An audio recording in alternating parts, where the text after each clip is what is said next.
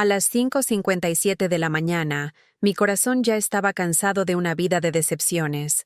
A las 6 de la mañana, mi teléfono vibró con un mensaje que se sintió como una advertencia desde las sombras. Las palabras me golpearon como agua helada en una mañana de invierno. Hoy, voy a contarles algo que nunca pensé que compartiría. Y si por un segundo esto les resulta familiar, solo les pido que den me gusta a este video y se suscriban. Me ayudará a seguir abriendo mi corazón. Mi nombre es Margaret, y a los 73 años, creía que conocía todas las formas en que una familia podía quebrantar tu espíritu. Estaba equivocada. Esa mañana en Brooklyn, mirando la pantalla de mi teléfono con dedos temblorosos, me di cuenta de que había estado viviendo en una prisión construida por las mismas personas que supuestamente debían amarme más. El mensaje era de un número desconocido. En tu paseo matutino, no vayas con tu hijo hoy. Confía en mí. 11 palabras que salvarían mi vida de maneras que no podía imaginar. Cada mañana durante los últimos 5 años, había caminado por la misma ruta a través de Prospect Park con mi hijo Michael.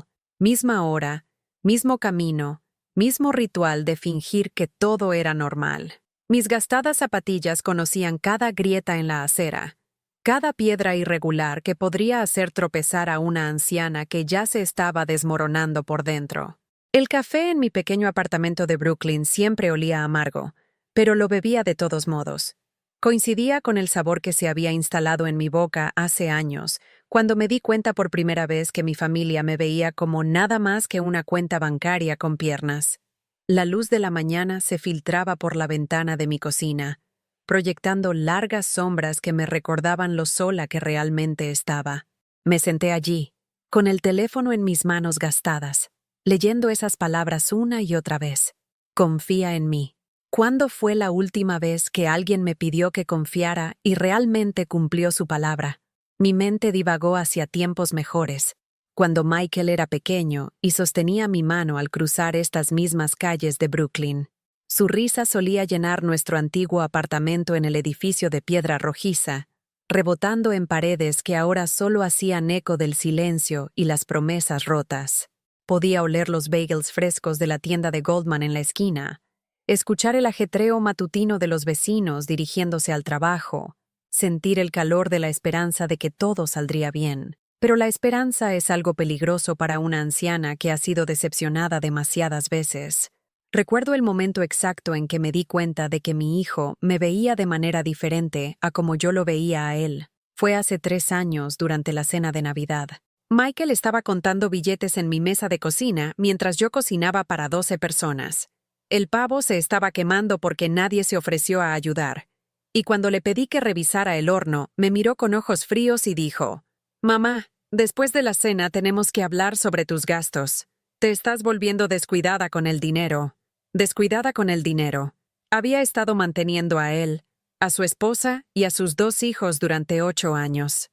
Pagaba su seguro de auto, su factura de teléfono, cubría sus pagos de hipoteca cuando afirmaba que el negocio iba lento. Compraba útiles escolares para mis nietos porque sus padres decían que no podían permitírselo. Sin embargo, yo era descuidada con el dinero. El pavo se quemó esa Navidad, igual que mi fe en el amor familiar. Esta mañana, leyendo ese misterioso mensaje de texto, sentí que algo cambiaba dentro de mi pecho. Una advertencia de un extraño mostraba más preocupación por mi bienestar de la que había recibido de mi propia sangre en años. Michael debía recogerme a las 7:30. Caminaríamos por nuestra ruta habitual, pasando por el parque infantil donde solía columpiarse cuando era niño, por las canchas de tenis donde los ancianos jugaban sus partidas matutinas, por el lago donde los patos esperaban las migajas de pan de visitantes que aún creían en la simple bondad. Pero hoy se sentía diferente. El aire era más pesado, espeso con el aroma de la lluvia, y algo más que no podía nombrar. Miedo, tal vez, o el olor metálico del cambio llegando, quisiera o no. Pensé en llamar a Michael para cancelar. Pero, ¿qué le diría? ¿Que un extraño me había advertido contra mi propio hijo? ¿Que mi corazón me decía que escuchara a alguien que nunca había conocido en lugar del niño que había criado? Mis dedos recorrieron los bordes de viejas fotografías en mi repisa. Michael a los 5 años. con una sonrisa y huecos entre los dientes. Michael graduándose de la universidad, orgulloso y prometiendo cuidarme cuando envejeciera. Michael en su día de boda, susurrándome al oído que yo siempre sería su chica número 1. Las mentiras tienen una forma de verse hermosas en las fotografías. El reloj avanzaba hacia las 7. Me serví otra taza de café e intenté calmar mis pensamientos. Mi apartamento se sentía más pequeño de lo habitual, como si las paredes se estuvieran cerrando con cada minuto que pasaba. El radiador golpeaba y silbaba, un sonido que me había reconfortado durante décadas, pero que ahora parecía una cuenta regresiva hacia algo terrible. Le había dado todo a esta familia.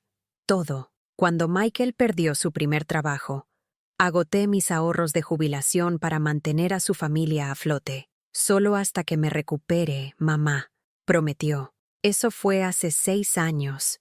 Cuando su esposa, Jennifer, necesitó una cirugía, hipotequé mi casa para pagar facturas médicas que su seguro no cubriría. Te lo pagaremos con intereses, me aseguraron.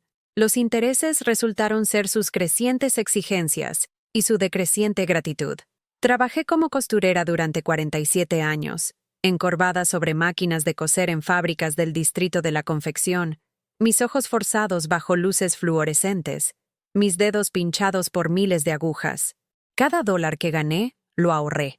Cada sacrificio que hice fue por el futuro, por la familia que pensé que me cuidaría cuando mis manos se volvieran demasiado artríticas para enhebrar una aguja y mis ojos demasiado débiles para ver puntadas finas. En cambio, me convertí en su cajero automático personal, dispensando efectivo cada vez que presionaban los botones correctos de culpa y manipulación. «Mamá, no entiendes lo caras que son las cosas ahora», diría Michael, sin reconocer nunca que yo vivía con ingresos fijos en la ciudad más cara de América. «Mamá, estás siendo egoísta», susurraría Jennifer cuando dudaba en escribir otro cheque. «Mamá, ¿qué clase de abuela pone el dinero por encima de las necesidades de sus nietos?», me preguntarían cuando sugería que administraran mejor su presupuesto o encontraran fuentes de ingresos adicionales. Empecé a dudar de mis propias percepciones.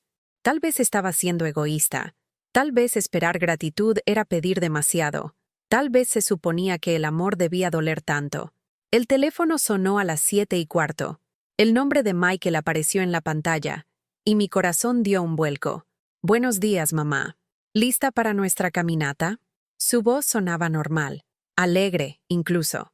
El mismo tono que usaba cuando pedía dinero o explicaba por qué no podía visitarme en mi cumpleaños. En realidad, Michael, no me siento bien hoy. ¿Quizás deberíamos saltarnos la caminata? El silencio se extendió demasiado tiempo. Cuando habló de nuevo, algo había cambiado en su voz. Una tensión, un filo. ¿No te sientes bien? ¿Qué te pasa? Solo estoy cansada. Huesos viejos, ya sabes. Otra pausa. «Mamá, necesitamos caminar hoy. Tengo algo importante que decirte». La forma en que dijo importante me hizo erizar la piel. Era el mismo tono que había usado antes de pedirme que confirmara su préstamo comercial, antes de solicitar dinero para la escuela privada de los niños, antes de anunciar que Jennifer necesitaba un auto nuevo y contaban con mi ayuda. «¿No puedes decírmelo por teléfono?» «No, mamá. Algunas cosas necesitan ser dichas en persona. Estaré allí en 10 minutos». Colgó antes de que pudiera protestar. Miré mi teléfono. Ese misterioso mensaje todavía brillando en la pantalla. «No vayas con tu hijo hoy. Confía en mí». ¿Quién había enviado esto?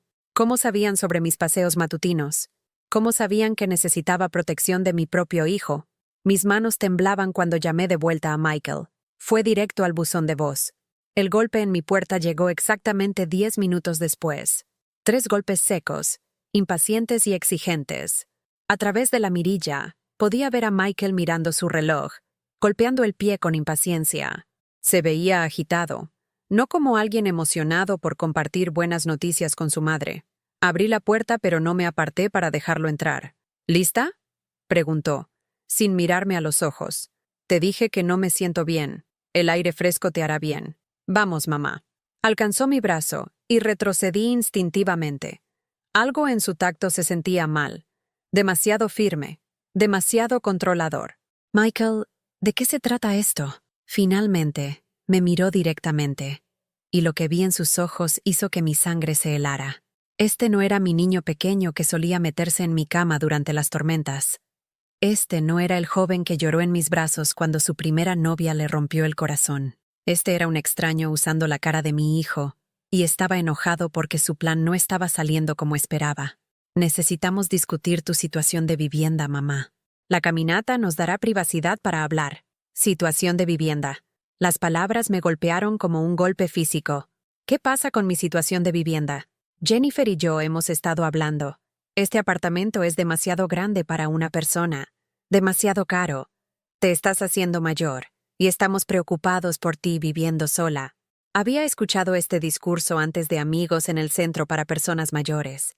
Hijos adultos que de repente se preocupaban por la independencia de sus padres justo cuando necesitaban dinero o querían vender la casa familiar. Estoy bien aquí, Michael. ¿Lo estás? ¿Cuándo fue la última vez que comiste adecuadamente? ¿Cuándo fue la última vez que visitaste a un médico? Mamá, tienes 73 años. Necesitas ayuda. Ayuda. Palabra clave para control. ¿El tipo de ayuda donde cedo mis activos y confío en que tú administres mi vida? Su mandíbula se tensó. Eso no es justo. ¿No lo es? Michael, en 10 años, ¿alguna vez has llamado para ver cómo estaba sin necesitar algo? ¿Alguna vez has visitado solo porque me extrañabas? ¿Alguna vez has ofrecido ayuda sin que yo lo pidiera? Las preguntas quedaron suspendidas en el aire entre nosotros como humo de un fuego que ninguno de los dos quería reconocer. Somos familia, mamá. La familia se ayuda mutuamente. Sí, Michael.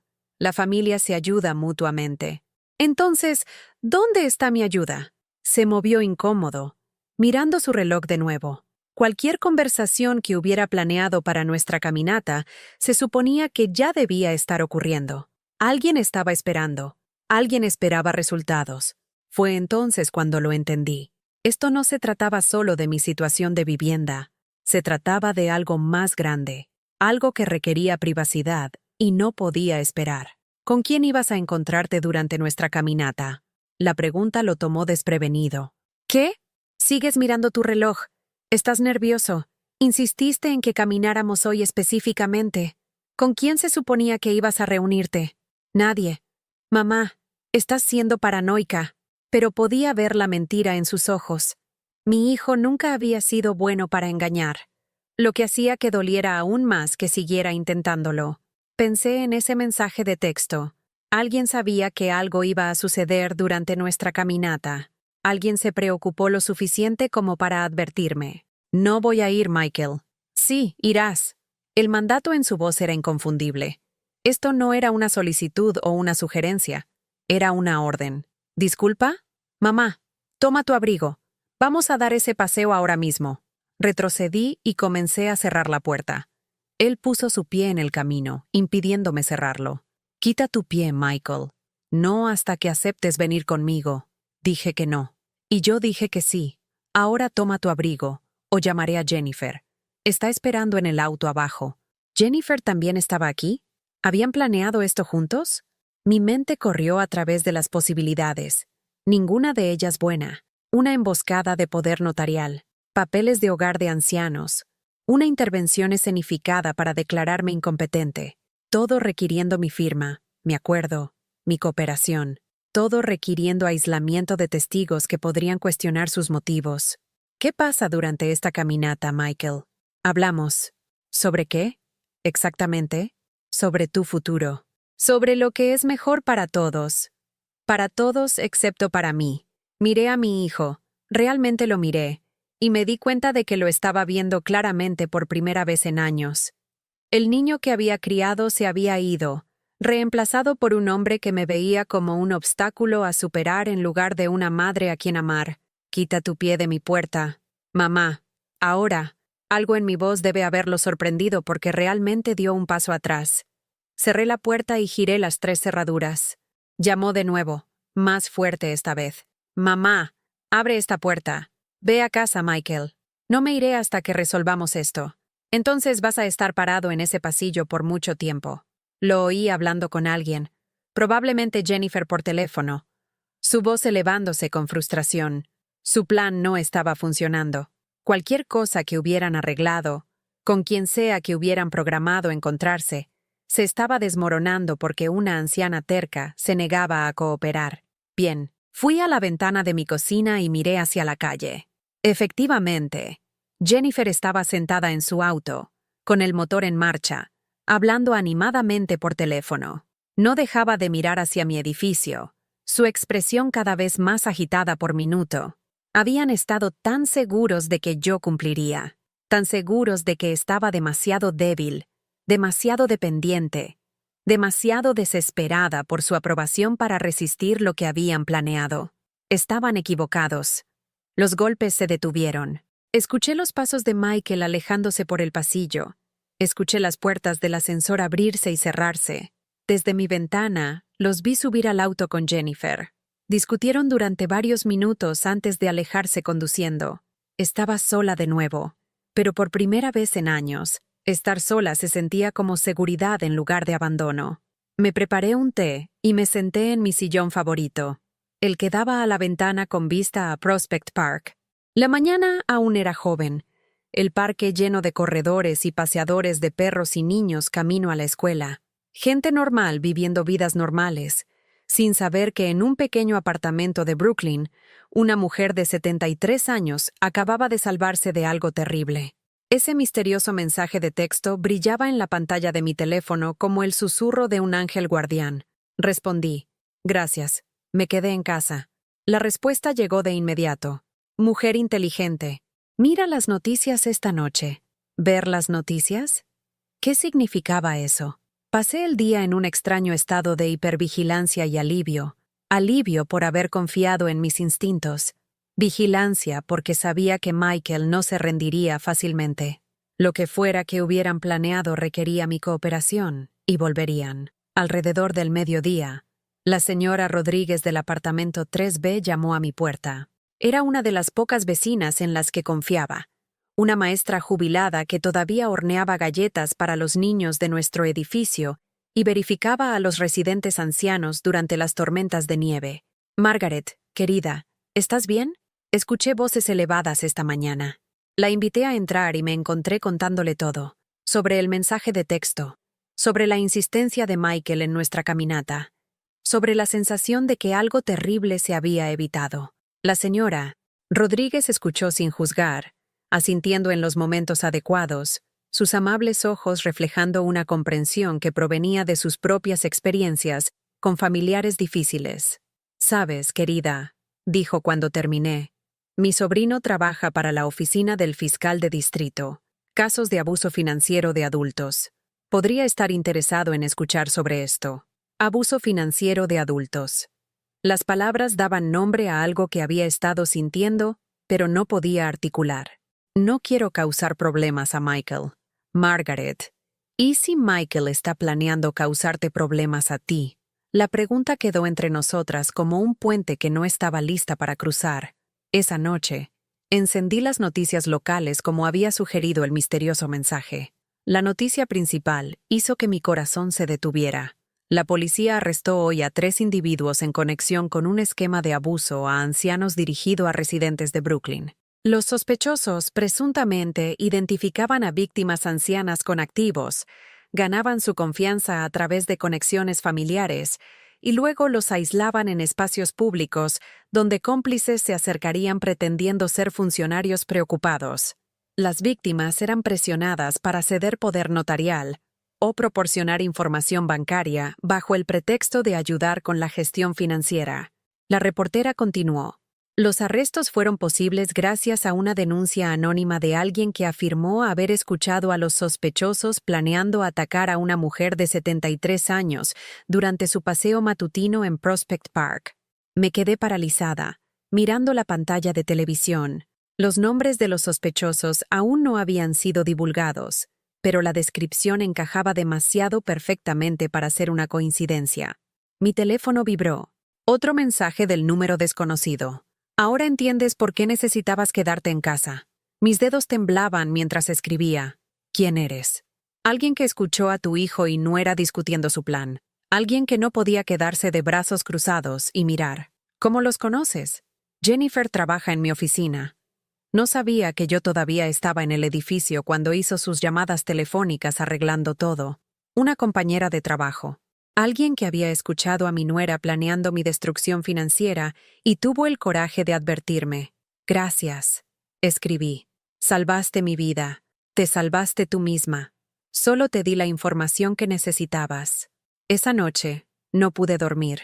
No por miedo o ansiedad, sino por la magnitud de lo que casi había sucedido.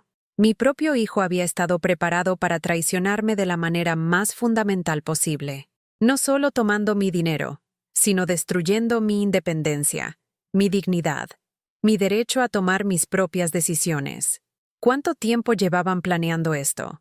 ¿Cuántas conversaciones habían tenido sobre mis activos, mis debilidades, mi credulidad? ¿Cuántas veces me habían mirado y visto signos de dólar en lugar de a la mujer que lo había sacrificado todo por su comodidad? La mañana siguiente trajo un golpe en mi puerta. Esta vez no era Michael. Era el detective Rodríguez, el sobrino de la señora. Rodríguez, con placa en mano y preguntas en sus ojos. ¿Señora Thompson? Entiendo que podría tener información sobre un caso de fraude financiero que estamos investigando. Lo invité a entrar y le conté todo. Sobre los años de apoyo financiero, las crecientes demandas, las sutiles amenazas cuando mostraba renuencia a cumplir. Le mostré extractos bancarios, documentos de préstamos, recibos de gastos que había cubierto para la familia de Michael. El detective Rodríguez tomó notas, su expresión volviéndose más seria con cada detalle. Señora Thompson, ha sido víctima de una explotación financiera sistemática durante años. Lo que sucedió ayer fue solo la culminación de un patrón más largo de abuso. Abuso. La palabra que había temido usar. Pero es mi hijo. Eso no le da derecho a explotarla. Las relaciones familiares no excusan el comportamiento criminal. En cuestión de horas, Michael y Jennifer fueron arrestados. La noticia se extendió rápidamente por nuestro edificio, vecinos deteniéndome en el pasillo para expresar shock y simpatía. Algunos compartieron sus propias historias de familiares que habían cruzado líneas similares. No estaba sola en esta experiencia, pero ese conocimiento traía poco consuelo. Michael me llamó desde la cárcel, su voz una mezcla de rabia e incredulidad. «Mamá, tienes que retirar estos cargos. Somos familia». «Sí, Michael, somos familia. Y los miembros de la familia no se roban entre sí. Nunca robé nada.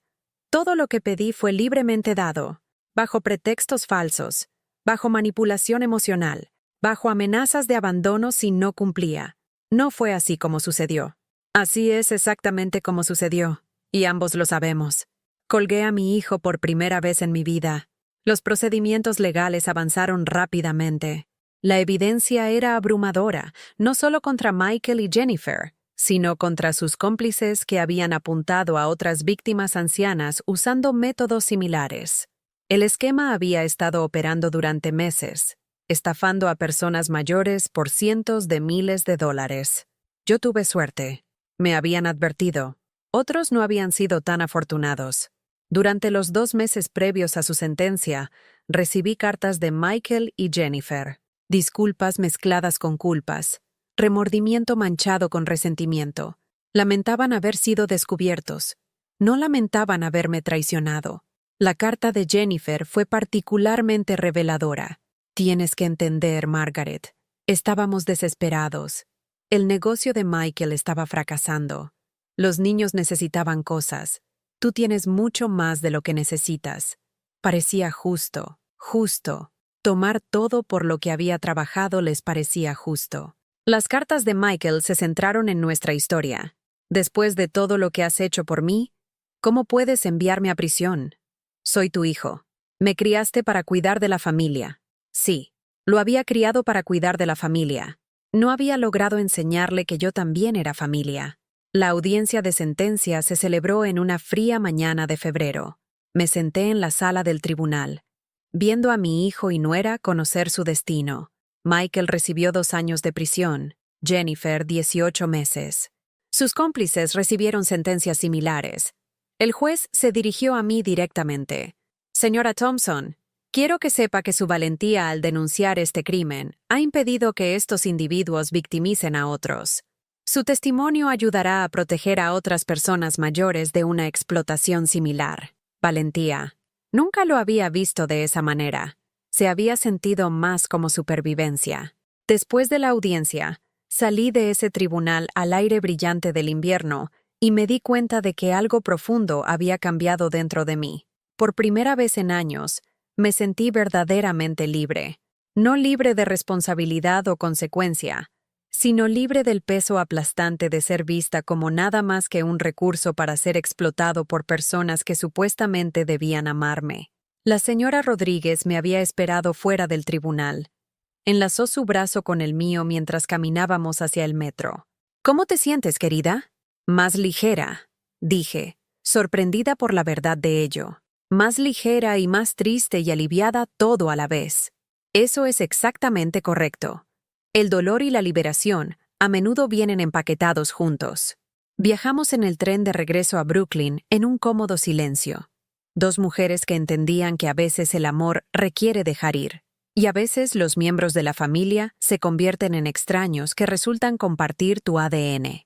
De vuelta en mi apartamento, miré alrededor con nuevos ojos. El espacio que se había sentido como una prisión cuando Michael controlaba mi acceso a mis propios activos, ahora se sentía como un santuario. Mis elecciones, mi dinero, mi vida. Llamé al banco y cambié todas mis contraseñas. Me reuní con un asesor financiero que me ayudó a entender cuánto dinero había perdido realmente a lo largo de los años debido a las solicitudes de Michael. La cifra era asombrosa, suficiente para haber asegurado mi futuro confort en lugar de financiar su irresponsabilidad. Pero todavía estaba aquí, todavía de pie, todavía capaz de tomar mis propias decisiones.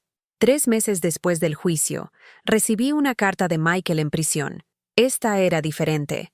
Más corta, menos defensiva. «Mamá, he tenido tiempo para pensar en lo que te hice. Sé que decir lo siento no es suficiente, y sé que no puedo deshacer el daño.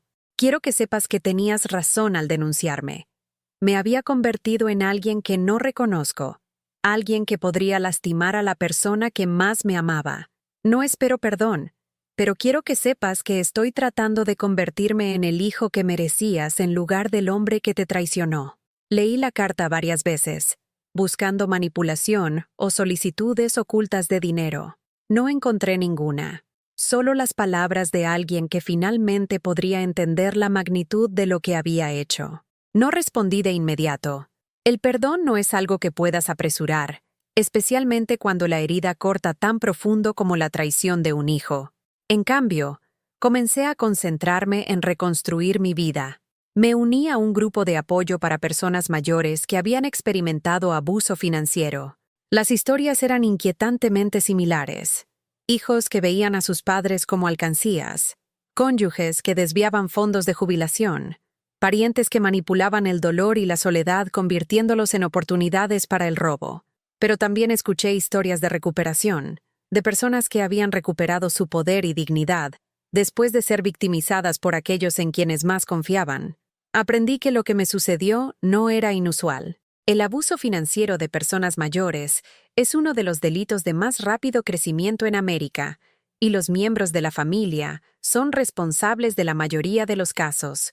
También aprendí que muchas víctimas nunca denuncian el abuso porque no quieren ver a sus familiares procesados, o porque están demasiado avergonzadas para admitir que fueron aprovechadas por personas que amaban. Había tenido suerte en muchos aspectos. Había recibido ese mensaje de advertencia. Había confiado en mis instintos. Tenía una vecina que se preocupó lo suficiente como para conectarme con ayuda.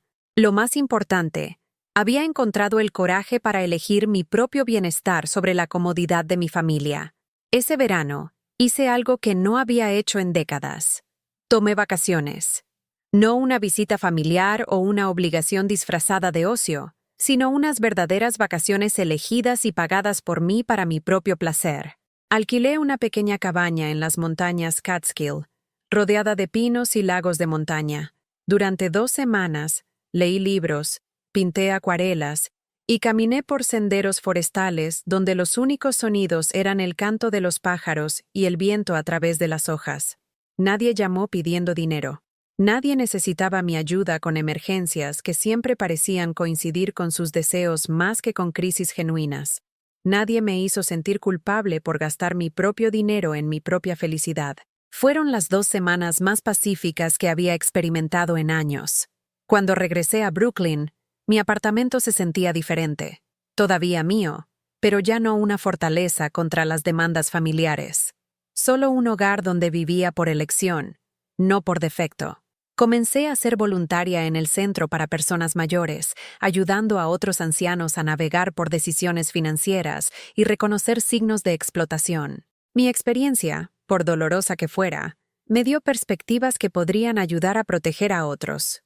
Un martes por la tarde, mientras ayudaba a un hombre de 80 años a revisar cargos bancarios sospechosos que coincidían con las visitas de su nieto, mi teléfono vibró con una notificación familiar.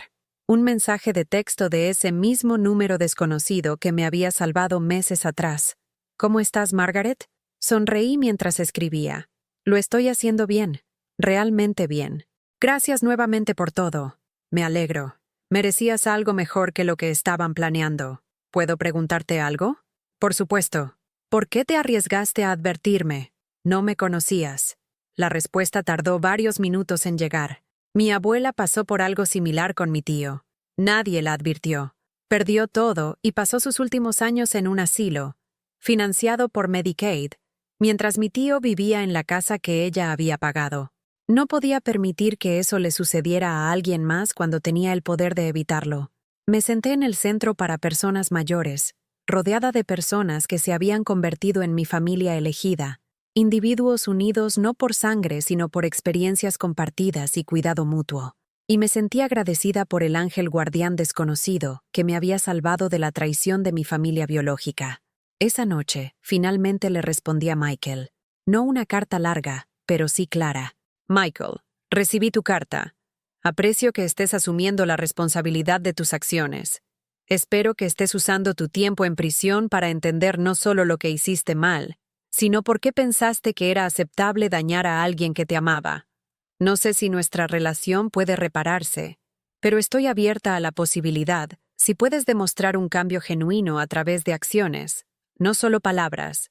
Estoy reconstruyendo mi vida ahora, centrándome en relaciones basadas en el respeto mutuo en lugar de la explotación. Si quieres ser parte de esa vida algún día, tendrás que demostrar que entiendes cómo es el respeto.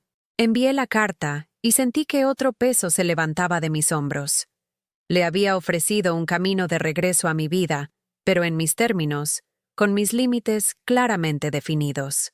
6 meses después, Michael salió de prisión. Me llamó, preguntando si podía visitarme. Dije que sí, pero con condiciones. 1 hora, en un lugar público, sin discusión de dinero o arreglos de vivienda. Nos reunimos en una cafetería cerca de Prospect Park, el mismo vecindario donde su esquema debía haberse desarrollado. Se veía mayor, más delgado, humillado de una manera que nunca había visto antes. Cuando habló, su voz no llevaba nada del derecho que había caracterizado nuestras conversaciones anteriores. Mamá, sé que no merezco tu tiempo o consideración. Sé que lo que hice fue imperdonable. Esperé el pero que generalmente seguía a tales declaraciones. Nunca llegó. Pasé mucho tiempo pensando en cómo me convertí en alguien que podía planear robar a su propia madre. Creo que me convencí a mí mismo de que me debías algo por ser tu hijo, que tu dinero era en parte mío por derecho. Estaba equivocado. Te convertí en un recurso en lugar de tratarte como una persona. Hizo una pausa, removiendo su café con manos que temblaban ligeramente. No espero que me perdones o confíes en mí, pero quiero que sepas que ahora entiendo lo que te quité. No solo dinero, sino tu sentido de seguridad con tu propia familia. Estoy en terapia, tratando de entender cómo perdí mi camino tan completamente. Hablamos durante exactamente 1 hora. No pidió nada. No hizo promesas sobre devolverme el dinero o reconstruir nuestra relación. Simplemente reconoció la magnitud de su traición y asumió toda la responsabilidad de sus elecciones. Cuando nuestro tiempo terminó, caminé a casa sola, procesando la conversación. No sentía ni calidez ni enojo hacia este hombre que técnicamente era mi hijo, pero se sentía más como un extraño trabajando hacia la redención. Eso estaba bien. Las relaciones no pueden reconstruirse sobre la obligación o la culpa. Requieren un cambio genuino, demostrado a lo largo del tiempo, sin garantías de resultado. El otoño llegó a Brooklyn con aire fresco y hojas doradas en Prospect Park. Todavía daba paseos matutinos, pero ahora elegía libremente mis rutas y compañeros. A veces la señora Rodríguez se unía a mí. A veces caminaba con amigos del centro para personas mayores. A veces caminaba sola, disfrutando de la soledad que ya no se sentía como soledad. Una mañana, recibí noticias que trajeron la última pieza de cierre a este capítulo de mi vida. Jennifer había violado su libertad condicional y había sido devuelta a prisión. La habían pillado intentando ejecutar una estafa similar a sus vecinos ancianos, incapaz o reacia a cambiar su enfoque fundamental de las relaciones como oportunidades transaccionales. Algunas personas nunca aprenden. Algunas personas no pueden salvarse de sí mismas. Michael, sin embargo, había conseguido un trabajo en un almacén. Pagaba impuestos, vivía en una casa de transición y asistía a sesiones regulares de terapia. Sus cartas venían semanalmente ahora, sin pedir nada, sino compartiendo su progreso e ideas de la consejería. No sabía si alguna vez tendríamos una relación real otra vez, pero respetaba sus esfuerzos para convertirse en alguien digno de una segunda oportunidad. El invierno regresó a Brooklyn, y con él llegó el aniversario de ese mensaje de texto que cambió mi vida. Me desperté temprano en la mañana exactamente un año después, recordando el miedo y la incertidumbre que había sentido cuando Michael insistió en nuestra caminata. En lugar de miedo, sentí gratitud. Gratitud por el extraño que se había preocupado lo suficiente para advertirme. Gratitud por vecinos como la señora Rodríguez, que ofrecían amistad genuina. Gratitud por mi propio coraje al elegir la seguridad sobre la lealtad familiar. Lo más importante, sentí gratitud por descubrir que mi vida tenía valor independiente de mi utilidad para los demás. Preparé café y tostadas, placeres simples que sabían mejor cuando se elegían libremente, en lugar de apresurarse para acomodar las demandas de otra persona. La luz de la mañana llenaba mi cocina de calidez, y me di cuenta de que era genuinamente feliz. No la felicidad desesperada que viene de evitar el desastre, sino el tranquilo contentamiento que viene de vivir auténticamente, rodeada de personas que te ven como una persona completa, en lugar de un medio para un fin. Mi teléfono vibró con un mensaje de texto. Por una fracción de segundo, sentí la vieja ansiedad, la respuesta condicionada a las demandas digitales sobre mi tiempo y recursos. Pero este mensaje era de la señora Rodríguez. ¿Café esta tarde? Estoy haciendo empanadas. Sonreí y respondí, sí. Traeré el postre. Planes simples hechos entre amigos que disfrutaban de la compañía del otro sin otra razón que el afecto mutuo. Sin agendas ocultas, sin expectativas financieras, sin manipulación emocional, solo amistad en su forma más pura. Esa tarde, compartiendo empanadas e historias con la señora Rodríguez, reflexioné sobre cómo había cambiado completamente mi vida. Hace un año, estaba atrapada en relaciones construidas sobre lo que podía proporcionar en lugar de quién era. Hoy, estaba rodeada de personas que valoraban mi presencia, no mis regalos. Pensé en ese misterioso ángel guardián que me había salvado del esquema de Michael. Todavía no sabía su nombre, pero su acto de compasión me había devuelto mi vida. No todos reciben una advertencia. No todos tienen un vecino que los conecte con ayuda. No todos encuentran el coraje para elegirse a sí mismos sobre las expectativas familiares. Pero para aquellos que lo hacen, la recuperación es posible. La dignidad puede ser reclamada. La vida puede comenzar de nuevo, incluso a los 74 años. Mientras caminaba a casa esa noche, pasando por el parque donde se suponía que debía desarrollarse el plan de Michael, no sentí ira ni arrepentimiento. Solo un profundo aprecio por el viaje que me había llevado de la explotación a la independencia, de ser vista como un recurso a ser valorada como persona. Mi teléfono vibró una vez más.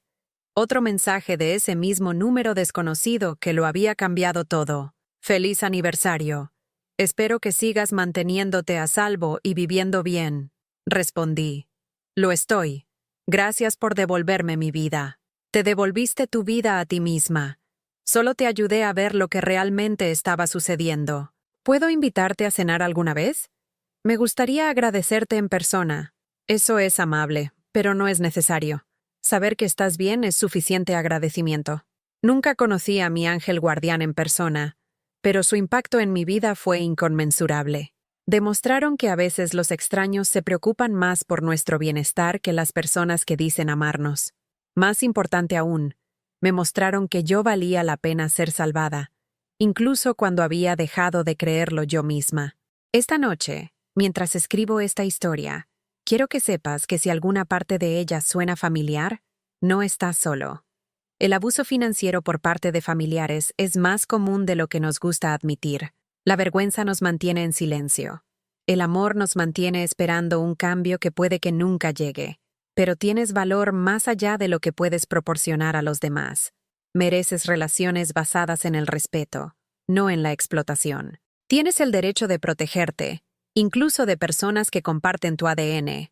Confía en tus instintos. Establece límites. Pide ayuda cuando algo se siente mal. Hay personas que se preocuparán por tu bienestar sin querer nada a cambio. Lo más importante, recuerda que la familia no está definida solo por la sangre. A veces las personas que más nos aman son las que eligen estar en nuestras vidas, en lugar de aquellas que esperan estar allí por derecho. ¿Alguna vez te has encontrado apoyando a miembros de la familia que nunca parecen apreciar tus sacrificios? ¿Te has sentido como una cuenta bancaria en lugar de un pariente querido? Cuéntame tu historia en los comentarios a continuación. Comparte este video si resonó contigo. Suscríbete si quieres escuchar más historias sobre encontrar fortaleza en tiempos difíciles. A veces las personas más peligrosas son las que saben exactamente cuánto las amas. Y a veces la salvación viene de extraños que se preocupan más por nuestro bienestar que nuestra familia. Gracias a ese misterioso mensaje de texto a las 6 de la mañana, estaba a salvo. Más que a salvo. Finalmente era libre para vivir mi vida en mis propios términos. Y esa libertad valió cada momento difícil que me trajo hasta aquí. Pero déjame contarte sobre algo que sucedió el mes pasado que me hizo darme cuenta de lo mucho más fuerte que me había vuelto y cuánto camino me quedaba por recorrer para entender las complejidades de la familia, el perdón y la sanación. Era un martes por la mañana de marzo cuando recibí una llamada que nunca esperé. La voz al otro lado era pequeña, insegura y desgarradoramente familiar. ¿Abuela Margaret? Soy Emma, la hija mayor de Michael, mi nieta con quien no había hablado en más de 2 años, no desde el juicio que envió a sus padres a prisión. Agarré el teléfono con más fuerza, mi corazón acelerándose mientras los recuerdos regresaban. Emma a los 6 años, ayudándome a hornear galletas en esta misma cocina. Emma a los 10, acurrucada junto a mí leyendo historias.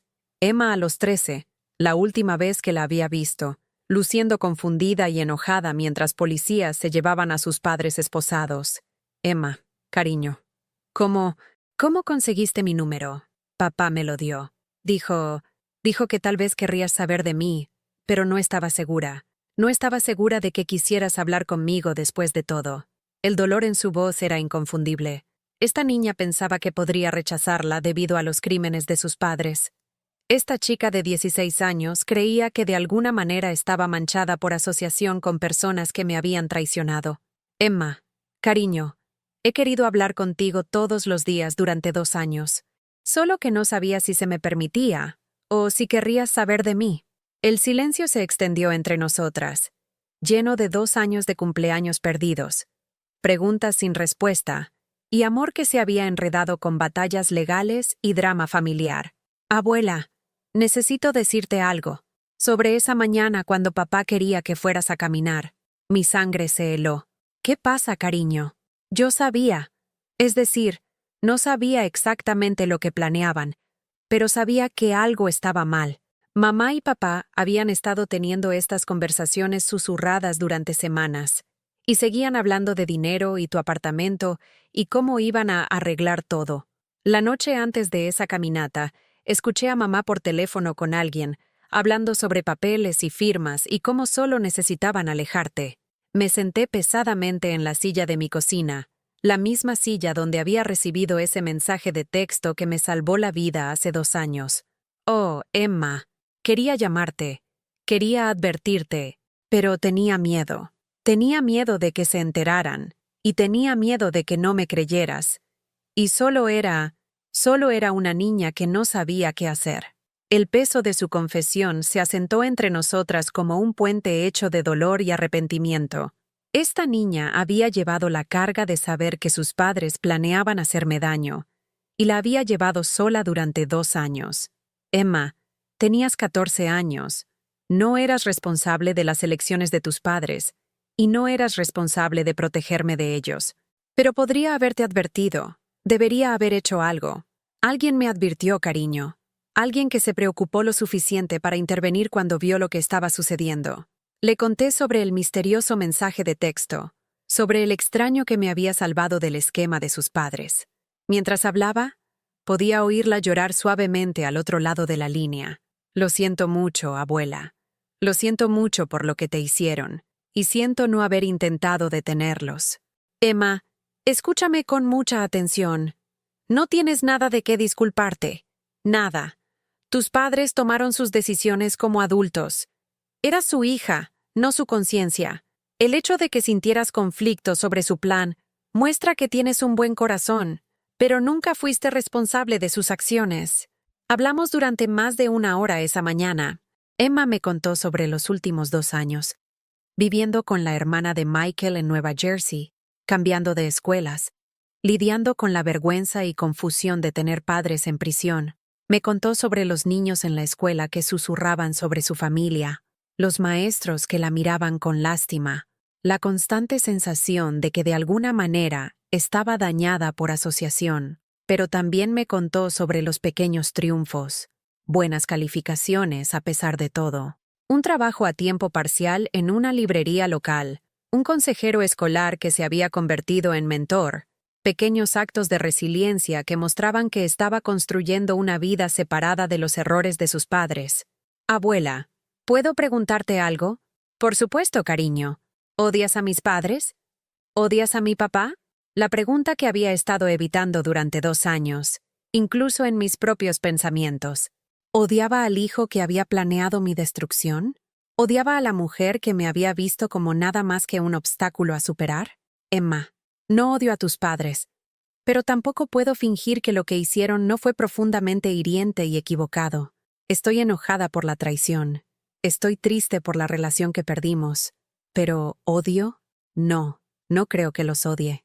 Papá dice que a veces te escribe. Lo hace. ¿Le respondes? A veces. Cuando escribe algo que muestra una comprensión genuina de lo que hizo mal, respondo. Cuando pone excusas o pide cosas, no. Emma estuvo callada un momento, procesando esta información. Él es diferente ahora.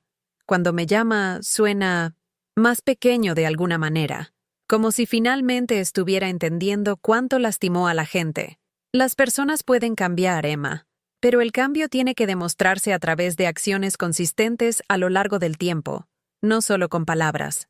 ¿Crees que podríamos vernos alguna vez? Sé que podría ser complicado debido a todo lo que sucedió, pero te extraño.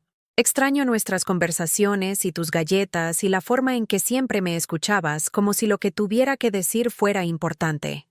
El anhelo en su voz rompió algo dentro de mi pecho. Esta chica era tanto víctima de las elecciones de sus padres como yo, tal vez más.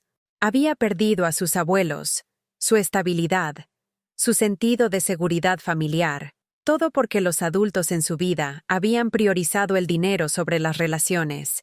Me encantaría verte, Emma, pero quiero asegurarme de que lo hagamos de una manera que se sienta segura y apropiada para todos los involucrados. Hicimos planes para reunirnos el sábado siguiente en un lugar neutral, un pequeño café en Manhattan, a mitad de camino entre Brooklyn y Nueva Jersey. Sugerí que trajera a su tía si eso la haría sentir más cómoda, pero Emma dijo que quería verme sola primero. Los días previos a nuestro encuentro estuvieron llenos de anticipación, ansiedad y esperanza. Me encontré pensando en Emma constantemente, recordando a la niña pequeña que solía pasar fines de semana conmigo, preguntándome en quién se había convertido tras el colapso de su familia. También me encontré pensando en el perdón de nuevas maneras. Era más fácil considerar perdonar a Michael cuando era un concepto abstracto, una persona con la que podría encontrarme ocasionalmente en circunstancias controladas.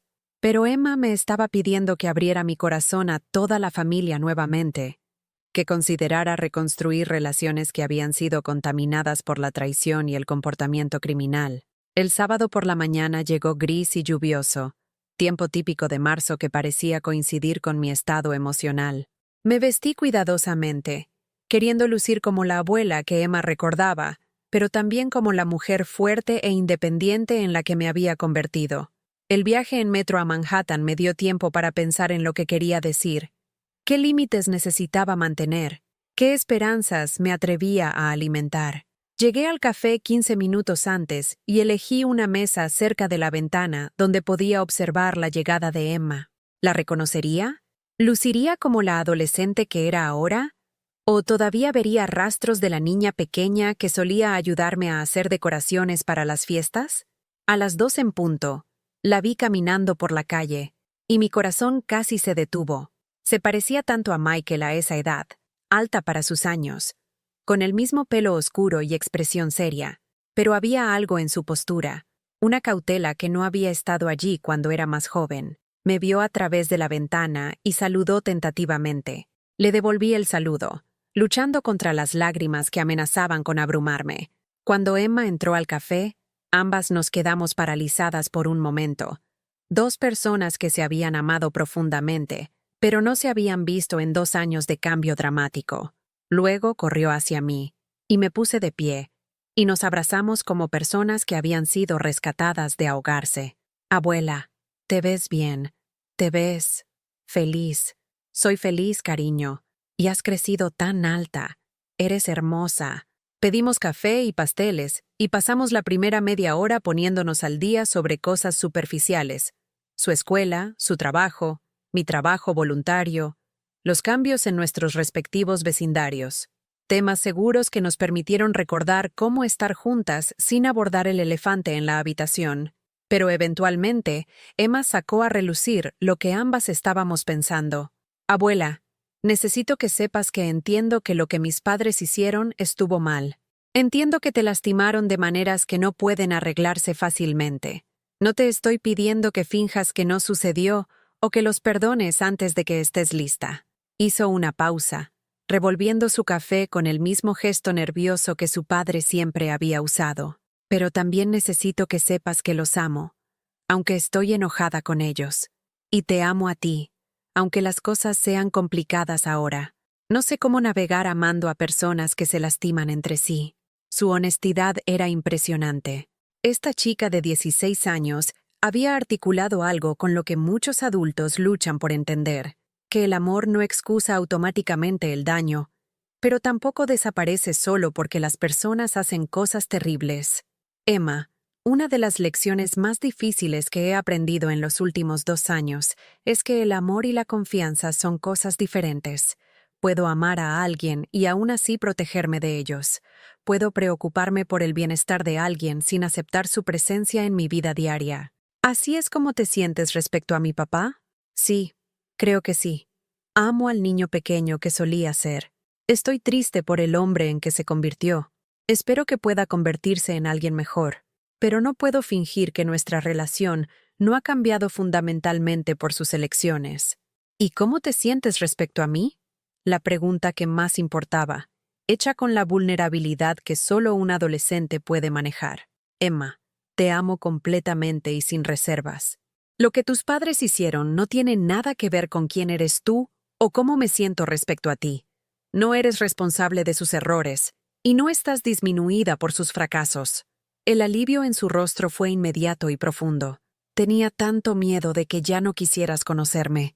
Tenía miedo de que me miraras y solo los vieras a ellos. Nunca podría mirarte y ver a nadie más que a Emma.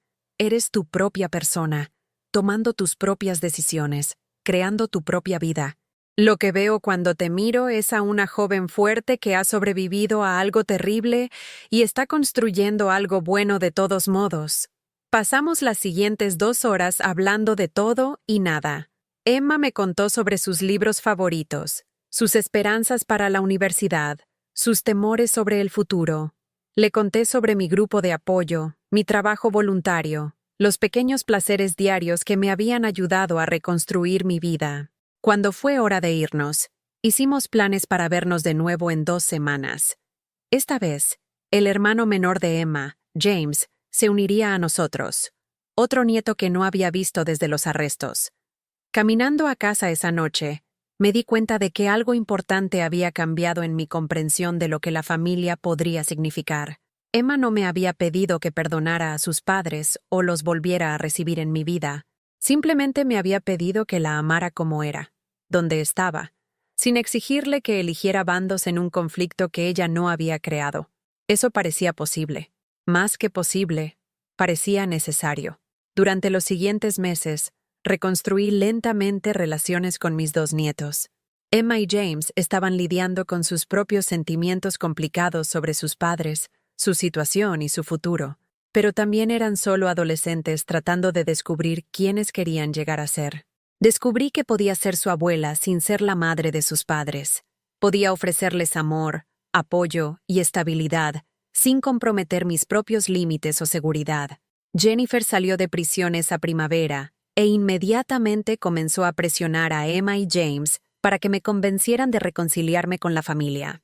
Me llamó directamente varias veces, cada conversación siguiendo el mismo patrón. Disculpas seguidas de excusas, responsabilidad mezclada con culpa, solicitudes de perdón empaquetadas con sutiles amenazas de perder acceso a mis nietos. Aprendí a reconocer la manipulación por lo que era y a responder en consecuencia. Jennifer, me alegra que estés fuera de prisión y espero que estés construyendo una vida mejor. Pero mi relación con Emma y James es separada de cualquier relación que pueda tener o no contigo y con Michael. Si intentas usar a los niños como palanca para presionarme a hacer algo, perderás por completo mi respeto y potencialmente dañarás tu propia relación con ellos. Las conversaciones se detuvieron después de eso. La liberación de Michael llegó 6 meses después. Me llamó en su primer día fuera, y tuvimos lo que podría haber sido la conversación más honesta que jamás habíamos tenido. Mamá, sé que no tengo ningún derecho a esperar nada de ti. Sé que la confianza, una vez rota de la manera en que la rompí, quizás nunca se repare. No estoy llamando para pedir perdón o reconciliación. Estoy llamando para decirte que asumo toda la responsabilidad por lo que hice, y entiendo por qué no puedes tenerme en tu vida ahora mismo. Hizo una pausa, y cuando continuó, su voz era firme pero triste. También quiero que sepas que apoyo tu relación con Emma y James, incluso si tiene que ser separada de cualquier relación conmigo. Ellos te necesitan en sus vidas, y tú mereces conocer a las increíbles personas en las que se están convirtiendo. No interferiré con eso, y no les pediré que elijan entre nosotros. Gracias, Michael. Eso significa más para mí de lo que podrías darte cuenta. Mamá, sé que no puedo deshacer lo que hice, pero quiero que sepas que ahora entiendo que nunca fuiste mi cuenta bancaria o mi red de seguridad, o mi problema a resolver. Eras mi madre, y merecías algo mejor de mí. No era perdón, pero era reconocimiento. No era reconciliación, pero era respeto. Era suficiente, por ahora, para mantener la puerta abierta a la posibilidad, mientras mantenía los límites que necesitaba para sentirme segura. Ese otoño, en el 2º aniversario del mensaje de texto que cambió mi vida, me desperté sintiendo algo que no esperaba. Paz. No la paz que viene de la resolución, sino la paz que viene de la aceptación. Había aprendido que las relaciones familiares no tienen que ser todo o nada. Podía amar a mi hijo mientras me protegía de él. Podía mantener una relación con mis nietos, sin fingir que sus padres no me habían lastimado. Podía perdonar sin olvidar, preocuparme sin habilitar, esperar sin ser ingenua. Más importante aún, había aprendido que mi valor como persona no estaba determinado por mi utilidad para los demás, y mi derecho a la seguridad no era anulado por obligaciones familiares. Preparé café esa mañana y me senté en mi sillón favorito, viendo el amanecer pintar el cielo de Brooklyn en tonos de oro y rosa.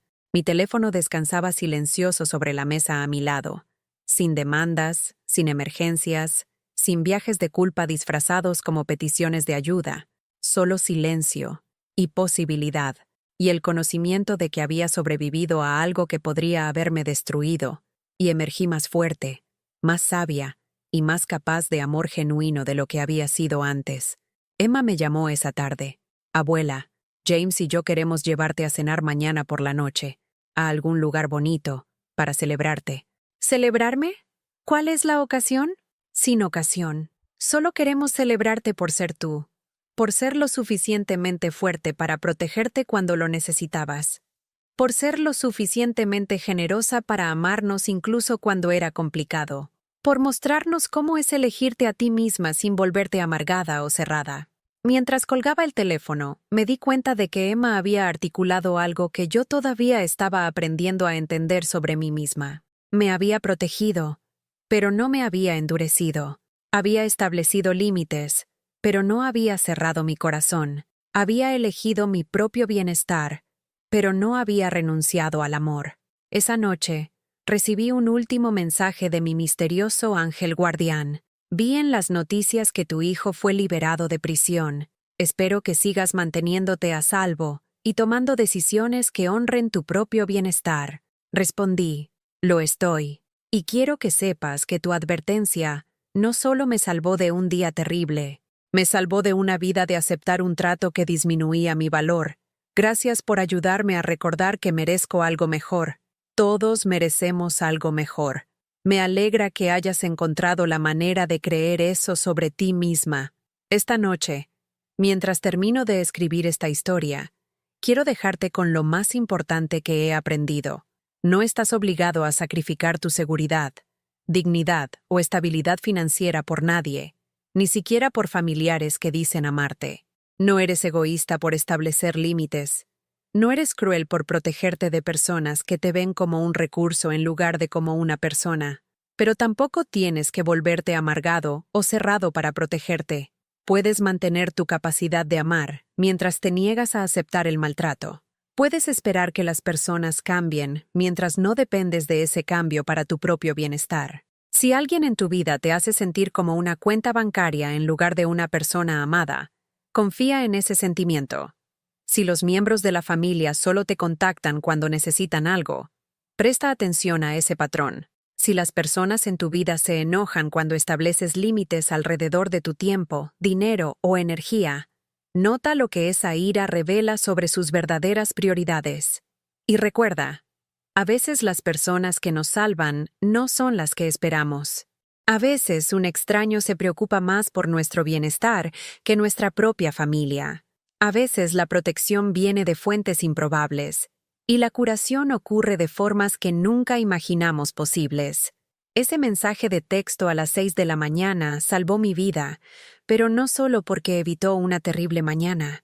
Salvó mi vida porque me recordó que valía la pena ser salvada, incluso cuando las personas más cercanas a mí habían olvidado esa verdad.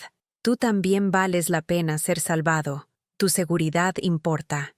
Tu dignidad importa. Tu derecho a vivir sin explotación importa, independientemente de lo que cualquier otra persona te diga sobre la obligación familiar o el amor incondicional. Cuídate como cuidarías a alguien a quien realmente amaras. Establece límites como lo harías para alguien cuyo bienestar realmente te importara. Protege tus recursos como guardarías algo precioso e irreemplazable. Porque eso es exactamente lo que eres.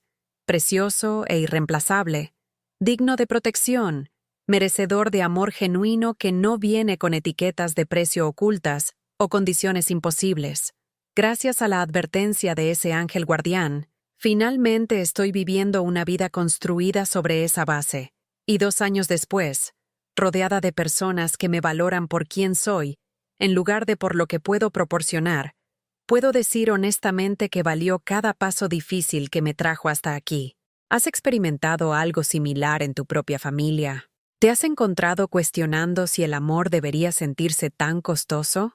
Comparte tu historia con otros que entienden. A veces lo más poderoso que podemos hacer es romper el silencio que nos mantiene aislados en nuestro dolor. Y si actualmente estás en una situación donde miembros de la familia te están presionando para tomar decisiones financieras o legales que se sienten incorrectas, confía en esos instintos. Busca ayuda de personas que no tengan interés financiero en tus elecciones. Recuerda que las solicitudes legítimas no requieren aislamiento, secreto o tácticas de presión. Mereces algo mejor que la explotación disfrazada de amor. Mereces relaciones construidas sobre cuidado genuino en lugar de ventaja calculada. Mereces sentirte seguro en tu propia vida, incluso si eso significa decepcionar a personas que pensaron que podrían contar con tu cumplimiento para siempre. Ese misterioso mensaje de texto me dio permiso para protegerme.